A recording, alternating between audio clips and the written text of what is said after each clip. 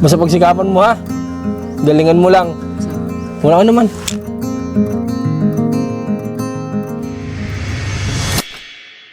Marami po nang bubuli sa akin sa school. Binubuli ka? Bakit daw? Mahirap po ako. Ang binalutan ko po yung ng saging, dahon. Ulam ko ituyo. Ngayon po. Nakakalungkot isipin na mayroon na namang isang grade 4 lamang ang natapos nang dahil nga sa pambubuli sa kanya noong mga panahon na siya ay nag-aaral. Pagpasok niyo naka-uniforme ba, naka-sapatos? Nakatsinelas po. Pero sila, Sapatos po. dahil nga sa hindi nakapag-aral ay sari-sari ng trabaho sa murang edad ang pinasok. Sinubukang mag-asawa, kaya nga lang ay mayroong malaking problema. Tinakwil na rin po ng kapatid niya yun eh. Kaya sumama na sa'yo. Hindi po ako tanggap ng kapatid nun. Bakit daw? Ganito lang ako pamumuhay ko. At nakakalungkot isipin na matapos ang pambubuli sa school na dinanas, ngayon naman ang pamilya ng kanyang minamahal ay ayaw sa kanya. Tubig asin po, naranasan po. Naranasan din po namin hindi kumain ng isang araw. Oh, kayo magkakapatid? Opo. Sa ngayon, ang isa sa kanyang hanap buhay para lamang makatulong sa kanyang pamilya ang pagbabalat ng niyog o ang paglulugga. At isa na rin dito, yung kanyang pamimitas ng puso ng saging na kanya naman itong ibinibenta. At sira-sirang yero at mga sako ang nagsisilbi nilang dingding dito sa kanilang tahanan. Malamig po. Libre na ang aircon at butas-butas na. Guys, alas 4 ng hapon at nandito tayo ngayon sa San Pablo City, Laguna para kamustahin natin si Joe, kung sino-sino sinasabi ko, si Mark. So, punta natin si Mark, yung na-vlog natin nung nakaraan na marami ding nalungkot sa kwento ng buhay niya. Kasi nga, imagine niyo, puro bullying yung dinanas niya nung siya nag-aaral. Niloloko nga daw siya na ang binalutan niya ng pagkain ay sa dahon ng saging. Ng mga panahon na yun, uso na yun kasi yung mga bauna na plastic or something. So siya, sa panahon na yun, parang nasa sinauna pa rin ang baunan niya ay dahon ng saging. Kasi nga, kapos sa buhay, walang pambili ang magulang. Ngayon, binuli ng mga na tumigil sa pag-aaral tuloy. So, yun, doon na lungkot yung mga manunood sa sitwasyon na yun. Kaya may mga nag-ano din kami sa kanya, nagtanong-tanong sa background niya din. Yun, may mga nalaman nga kami. Kaya dito kami ngayon para sorpresahin siya ng isang pwedeng makapagpabago sa buhay nila, no? So, alamin natin kung nandyan siya ngayong araw. Paano dito guys, isa rin dito sa lugar na napuntahan namin na mapresko. Kasi nga, ayan o, kakahuyan dito, maraming nyog. Doon sa unahan naman, puro rambutan, puno ng rambutan. Kaya medyo mahangin-hangin din. Paano? Ang daming buko guys oh. Oh. Ay, nyog na ata yan Nyog na ba yan? Buko pa. Buko pa siguro yan. Pwede ka tayong bumili dito. Dali natin mamaya pa uwi. May mga mapababa din guys oh. Ay, nandiyan yata si Mark. Kita ko na. Ito yung dinadaanan namin bago namin marating kung saan nakatayo o nakatirik ang tahanan ni na Mark. Maraming puno ng niyog at iba't ibang klaseng puno ang makikita rito. Medyo may kalayuan din ang nilalakad bago ka makalabas sa kagubatan na ito.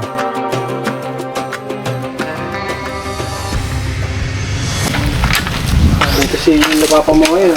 Si mama yan. Si mama mo ngayon? Tatrabaho po. Saan? Doon po sa bayan. Bayan? Ikaw, anong ginawa mo? Pinagkabalahan mo? Wala pa po. Ha? Wala pa po. Nagagawa ng targola ako. Sa papa nagagawa po sa Ranggola. Paano yan tayo pambenta? Kahapon po yung nagkawit kami. Nagkawit ng nyug? Apo. So kahapon sabi mo ay nagkawit kayo. Saan kayo nagkawit? Doon po sa may kay Lolo Rudy po. Ano naman ang nakawitan nyo kahapon? Umabot naman magkano ang naparte nyo? Binayaran na ba kayo o hindi pa? Bayad na po. Magkano naman ang ano nyo, Mike? Bumita po kami tigda 200 magkakapatid. Tigda 200. Okay. So kahit paano nakatulong. Pero ngayong araw na ito, anong mula kayong gawa ngayon? Wala pa po. Wala. Sa madaling salita, nag-aantay kayo. Apo. Kung mayroong magpapakawit, ganyan. O ang puso ng saging, kailan mamumunga? Matagal pa po yun. Baka po Sabado po ay mamuso na uli ako. Sabado. Opo. Buti, ano yung sinusuplayan mo pala, Mark, maiba ko? Restaurant yan? Mga kainan yan? Hindi po, gulayan po. Gulayan. Opo. Kasi yun yung iniisip ko nakaraan. Sabi ko, ano kaya yung sinusuplayan ni, ano kaya yung sinusuplayan ni Mark na restaurant o palengke? So, gulayan. Opo. Pagod po kahapon at ang layo po ng pasaan yung kapatid ko. Nagpasaan kayo ng nyog. Opo, pinapasan po namin sa labasan para po makapasok ang tricycle. Simula saan nyo hinahakot? Malayo po. Baka po malayo-layo po yun ng konti kaysa dito. Buhat mo lang yun. Buhat po ng kapatid ko isa. Ikaw, anong ginagawa mo naman? Tatapas po. Ikaw ang taga-tapas, tapos siya ang taga-buhat. Opo. Okay, Mark, kanina, nakakwentuhan ko kasi si Kuya Melencio. So, ikaw pala yung kaibigan niya. Opo. Sinasabi niya sa akin na sa kanya ka daw minsan dumadaing. Opo. Kapag tatanong ko Doon daw po ako kung tumira dati. tumira ka sa kanila. Opo. Bakit? Wala po. Ano lang po ako. Kasi po nagkatrabaho ako dun sa Concepcion. Doon po muna ako tumigil. Doon ka muna tumutuloy. Sabi sa akin, madalas ka daw na nagtatanong kung may kanin man lang. Opo, noon po. Tapos minsan daw sabi niya, kumakain daw kay gulay lang, walang kanin. Opo, tunay po yan. Ito na yun. Opo, minsan nga po walang makain. Dahil na rin nga sa pagtatanong-tanong namin patungkol sa buhay ni Mark at ng kanya na ring pamilya, ay napag-alaman nga namin na totoo pala talaga na kung minsan walang makain ang magkakapatid na ito. Nung kapanahon pong May nabanggit din sa akin na may dalawang kapatid na hindi nag-aaral na high school. High school na ba? Hindi pa. high school po nag-aaral po yun. Nag-aaral? Opo, dalawa po. Okay. Yung isa po, papasok daw po ulit. Pero yung dalawang high school mo kapatid, napatigil yan, hindi? Hindi po. Dire-diretso naman. Dire-diretso po yun. Sa awa ng Diyos, ano? Opo, ito lang po napatigil. Yung pangatlo namin. Yung pangatlo. Opo.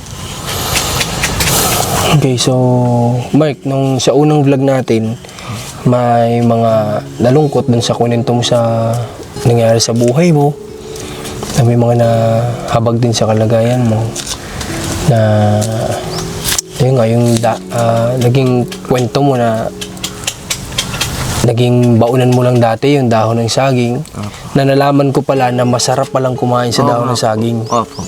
Ano? Opo. Tapos yung kanin daw mabango. Para pong suman. Ganun. Opo. Iba lang po ang suman. Malagkit na kanin po. Malagkit yun. Pero parang suma na rin yung nagiging itsura niya. Opo.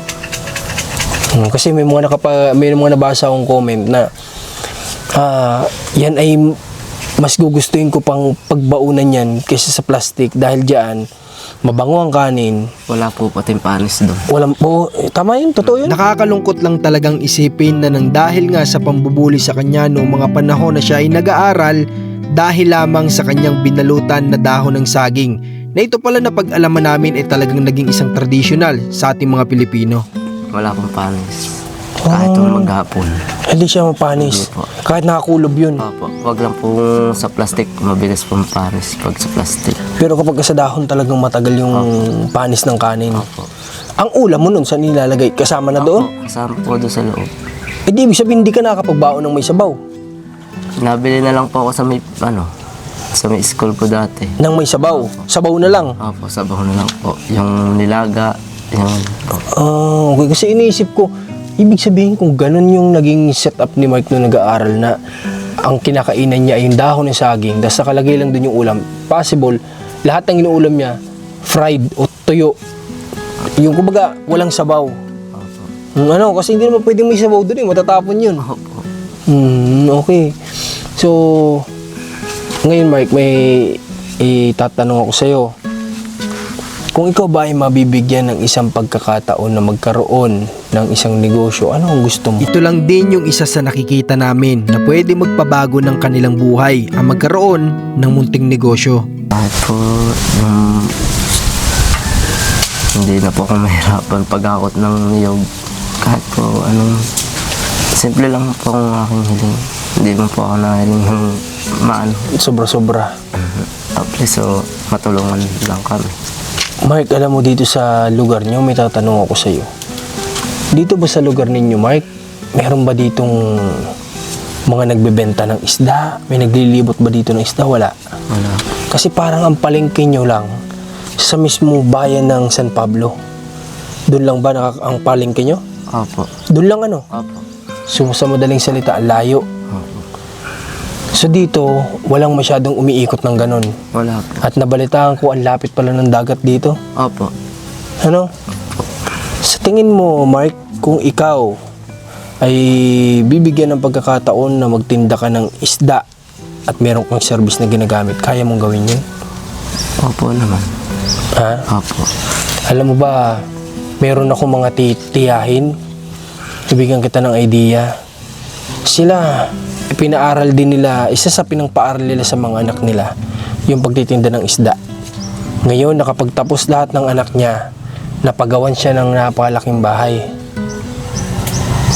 Halos lahat ng anak niya nasa mabuting kalagayan, may ilan ang nasa abroad, dahil sa isda.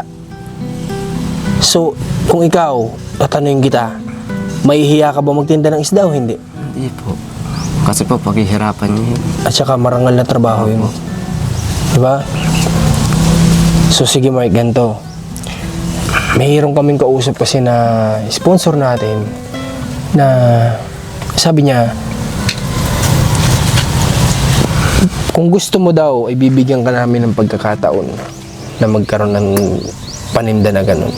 Bibigyan ka namin ng puhunan para makapagtinda ka. Kaya mo kaya? Opo. Kaya mo? Opo. Anong diskarte ang gagawin mo? Dahil sinabi ko malapit na yung dagat dito, anong gagawin mo? Ay, basta po may service kaming Pang-ikot. Opo, panlako-lako Okay. po. Ganito, Mark, ang gagawin mo, malapit lang yung dagat, Opo. magang umaga, doon ka bibili ng isda na panglalako mo para makuha mo ng mura. Ano? Opo. Hindi ka bibili sa palengke kasi pag bumili ka sa palengke, ano pang ipapatang mo doon? Pupunta ka sa tabi ng dagat ng madaling araw, magsakripisyo ka para bumili ng mga parating na isda galing sa mga mayang isda. Tapos yung iikot mo dito sa lugar nyo, malayo ang palengke nyo, matik yan, baby, mauubos at mauubos yan dito. Opo. Ano? Okay, so, yun.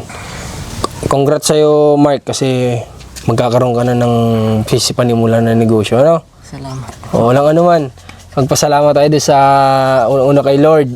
Kasi magkakaroon ka na ng may bubuhay mo sa asawa mo, sa in the future, magkaanak ka. Basta pagsikapan mo, ha?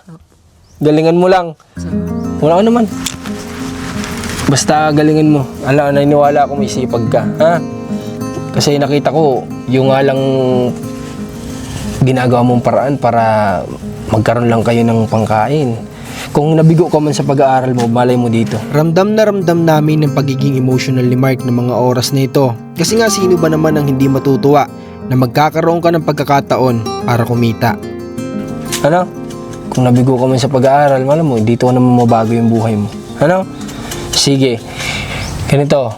Bukas, babalik kami dito at ngayon, mayahanapin muna kami para sa iyo, ano? Tapos bukas babalik kami dito, bibigay ko sa iyo yung kakailanganin mo para sa pagtitinda mo, ano? Ha? Sige, asahan mo. So, ano? Ito, kapatid mo ba to? Opo, panganay po. Panganay? Opo. Siya yung nakatulong mo sa doon kahapon? Hindi po yun nakatulong eh. Umalis po yan. Alin ang nakatulong mo? Yung isa mong kapatid? Opo, yung pangatlo po. Sa madaling salita, ilang kayo magkakapatid? 6 pong lalaki. Ilan ang babae? Wala po po. Wala kayong Namatay po yung una ni Papang anak. Yun saan ang kapanganayan? Opo, panganay po sa... So, sa madaling salita, lahat kayo barako dito. Opo. Oh, marami sana kayong tutulong-tulong pala dito. Ano? Si tata ilang taon na? Tay, ilang taon ka na, tay? 47. 47 na kay tay. So si tatay gumagawa ng saranggola para ipambenta. Opo. Parang sideline na rin. Saan naman ninyo yan tayo ibebenta? May napunta po dito. Ah, sinasadya na kayo dito? Opo.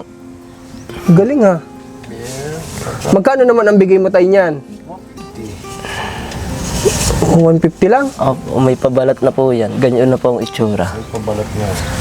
Okay. So 150 okay na rin. Kahit pa paano, ano lang naman yun, dagdag income lang din naman eh. So si tatay, walang trabaho ngayong araw, yung pinakang trabaho niya. Wala pa po. Ano nga ulit trabaho niyo, tay? Yung regular? May nagpapakawit. Nagkakawit Yun lang din. Ako rin akong nakuha. Pagka Siya po ang kawit. sinusulduhan ko naman yung mga anak, kami mga magkakatulong. Wala mga kaming anong trabahong sa construction. Wala. Walang permanente, kumbaga. Basta lahat ng may tutulong at kakain ng maayos at marangal ayun. Tama yun, tay. Kahit anong klase pa ng trabaho yan, Basta kami wala natatapakan. natatapakan na tao at yan ay pinaghirapan mo at marangal, hindi mo dapat yan ikahiya unang-una. Kaya kami naabusong kapwa. Tama po yun, tay. Yun ang dapat na lagi mo ding ilagay sa isip mo, no? Para hindi ka mahiya sa kung ano man yung mga bagay na gagawin mo, no? Unang-una, may pamilya ka ng binubuo. So, dapat walang hiya-hiya. Pagbuhay ko nga dito sa mga yan lahat. Ginagampanan, pag-isda, pag-kukupras, pamumulot ng mga kahoy-kahoy diyang uulingin ko. Mabuhay lang mga yan. Ayos. So, ganun dapat. Ano, ang lalaki, lahat gagawin para sa pamilya. Kagaya ni papa mo. Lahat sinusubukan, pag-uuling, sabi nga niya, pangingisda, lahat na. So, ayan yung kailangan natin gawin bilang lalaki, no? Maging malakas tayo kasi tayo yung haligi ng tahanan, eh. So, kung marupok tayo, babagsak yung bahay. Walang sukuan. Tama yun. So, Nabubuhay may pag-asa. opo. Ngayon, Mark, pwede mo ba kaming ipasyal dyan sa mga saging na pinagpipitasan mo? Ay, malayo po yan pag ano. Hindi, dito lang sa kung Wala po akong nakukuha doon. ha? Wala po. Saan ka lang minukuha? Doon pa po ako nung palakpakan pa po ako. Ah, ganun. Opo. So ito pala, hindi ito napagkukunan. Akala ko pa naman itong malapit na pagkukunan yan. Malayo po. Nakakukunan pag may puso. Pag may puso po, nakukunan yan. Pag wala, Okay. Gaano kalaki yung mga ano yan, may laki ba ng... May isang piraso po, 1 kilo. Mark, may nakapagsabi sa akin, tamang presyo ba yung benta mo ng mga pinapaninda mo? O lugi ka? Tama po. Sigurado ka? Ako, kasay po, ang kabayaran ng akin, may 450 po.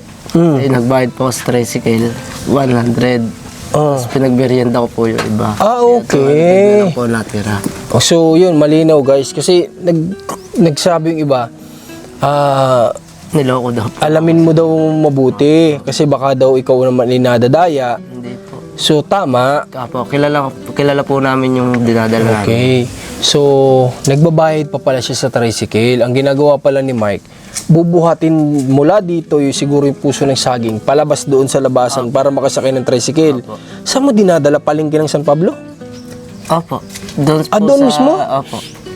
Sa may bagsakan po talaga ng gulay. Ng gulay. Sa inyo na talaga sila kumukuha ng ganon. Minsan po, wala makuha sa amin at hindi nga po kami makapamusot, walang puso. Pero at least kinukunan nila pa rin kayo kapag may ibibenta ka, no? Hindi siya sabihin, pawala-wala naman kayo eh. Doon mayroon na akong supplier na iba. At least kinukuha pa rin yung binibenta mo. Ano? hindi, kontak ko na yan pagka... Contact na po ninyo yun. Okay. So ngayon, kamusta? Anong tinanghalian nyo? Ayun po, yung kanin po 1 kilo. Nagpabili po si Papa Sardinas. Nagulay naman ako papaya. Mahilaw-hilaw po pa yung papaya. Hindi kaya ni Papa. Wala pang ngipin po yan eh. Matigas. Opo. Pero kayo nakain nyo naman. Sardinas. Ano, inilahok yung sardinas sa papaya? Hindi po. Nakabukod. Nakabukod po. Ginataan po yung akin. Asin lang po ang Ricardo. Asin lang. Opo. Walang ibang bangot kahit sardinas. Wala po. Asin lang po. Wala po pabili. Kaya po ako nag-ano. Grabe ano. Para sa akin yung papaya, may sardinas, okay na yun. Pero yung papaya, gata lang siguro tsaka asin eh. Ewan ko pero para sa akin Healthy naman. healthy naman. Tama naman yun si tatay, healthy naman. Oh, yun nga lang, kumbaga may mga bata ka kasing kapatid, kahit paano maghahanap kasi ng lasa ng pagkain. So, pero taste lang, ganyan talaga. No? So, sana kapag ka dumating na sa'yo bukas yung pangsimula mo, masimulan mo kaagad. Kasi sayang yung araw na lumilipas. Apo. Meron naman pagkakataon na maayos ang pamumuhay. So, ganun talaga. Bilog tayo ang mundo eh. Minsan nasa tuktok tayo, minsan nasa ilalim. Ganun talaga. Hindi man dumadaan pag minsan na may sagana. Tama yun tayo. Kaya nga sabi ng mga napapanood ko, wag nating ipagmayabang kung ano yung meron tayo. Kasi bilog ang mundo. Hindi palaging nandiyan tayo sa kung saan tayo nakatayo. Depende na lang yan sa magiging flow ng buhay natin o kung paano natin i-handle. What if may mga hindi inaasahan na pangyayari, di ba? Tapos bigla kang napunta sa ilalim. Kaya dapat daw lahat ng bagay na meron ka, hindi mo dapat yan ipinagmamalaki. Bagkos, ibahagi mo na lang. Di ba, Mike? Okay, so ikaw, anong gusto mong sabihin kay Kuya Melencio kung sakali mapanood niya ito? Kuya Mel, salamat po sa sakripisyo nyo din sa akin nung nandun pa ako sa inyo. Yun lang. Nabanggit niya sa akin nung magbe-birthday ka daw nung nakaraan, nanguha ka daw ng puso, nagpatulong ka sa Yung una kanya. niyo pong puntang yun.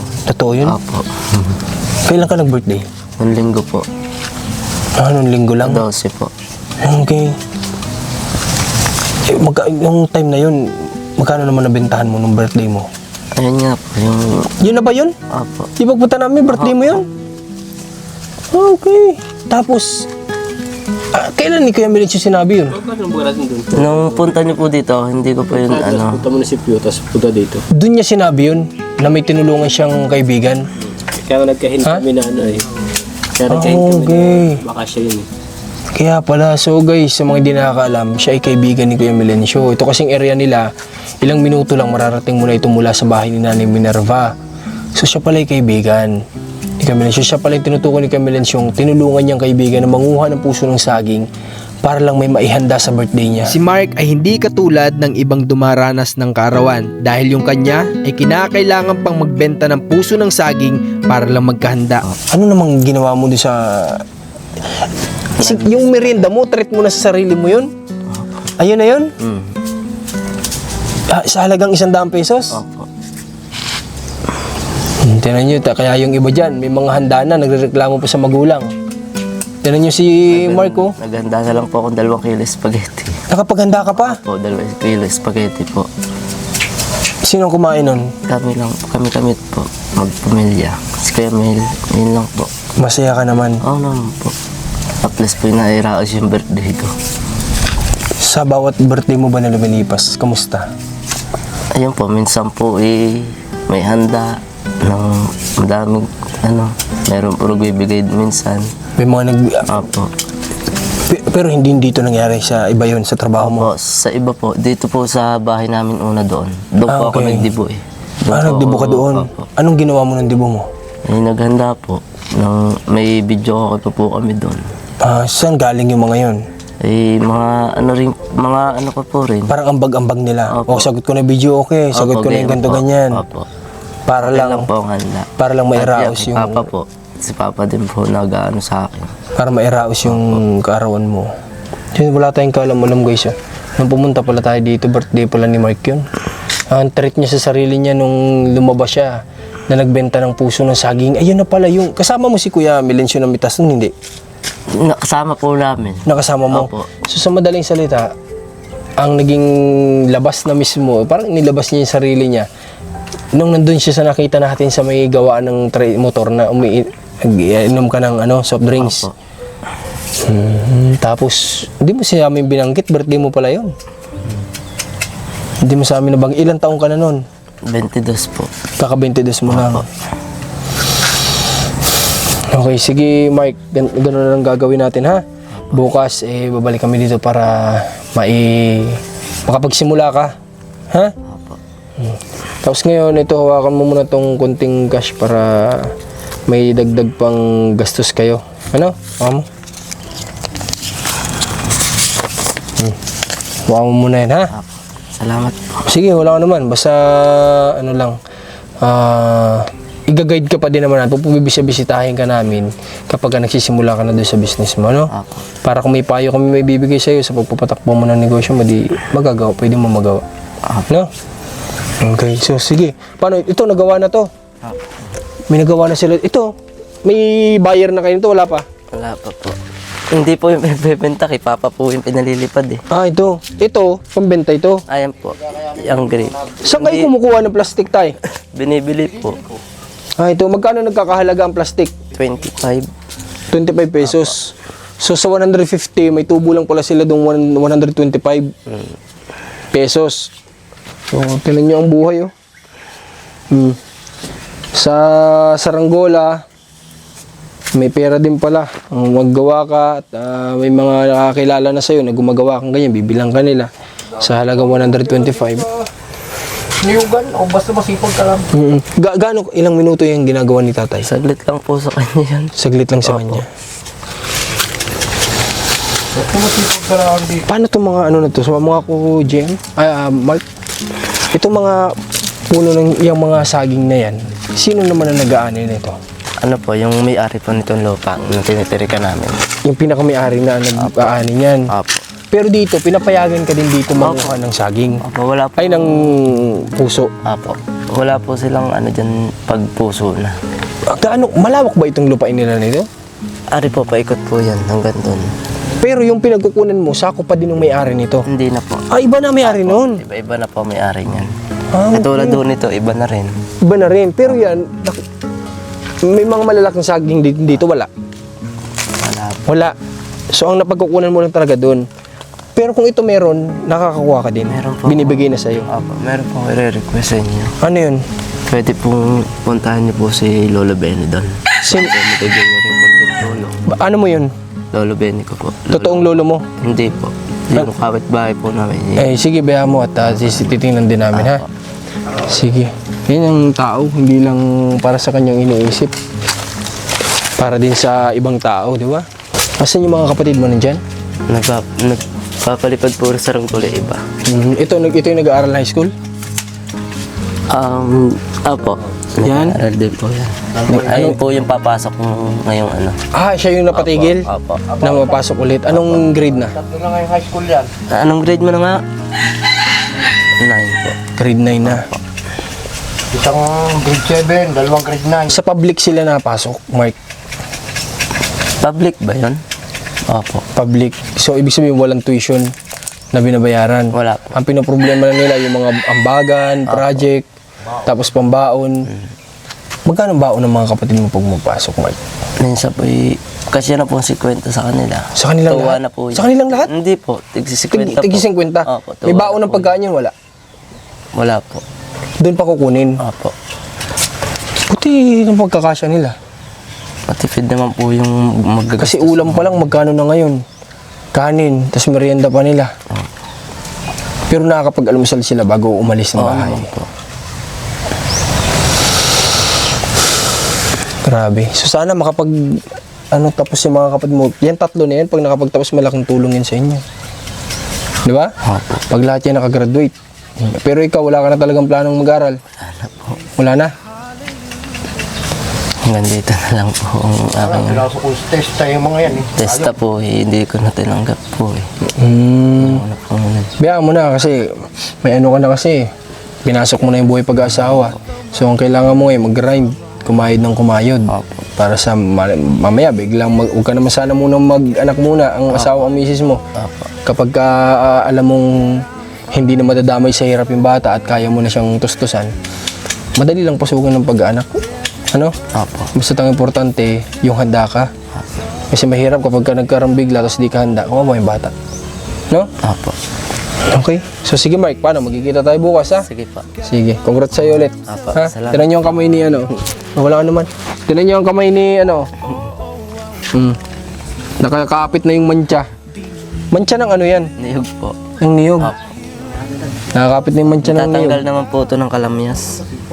No, yun ang masipag. Ano? So sige, tuloy mo lang. Salamat Ha? po. Oo. Kung may malinis nga ang kamay mo, nasa bahay ka lang. Ano? Wala naman po kakain. Pabigat ka sa pamilya, wala kang kinakain. Yun ang masakit, yun ang mahirap. Okay, sige. Pupunta na din kami. Ingat po kayo sa biyahe. Okay, sige. Kita kasi lang tayo bukas, ha?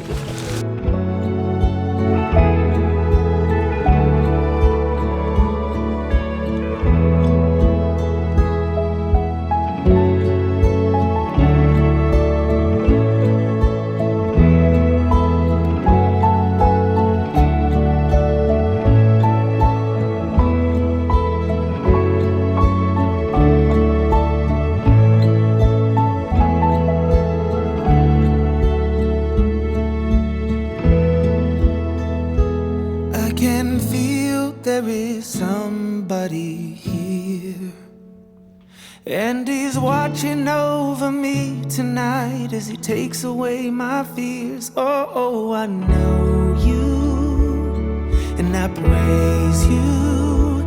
Got my arms open for your love. Oh, oh, I want to be near you. I hear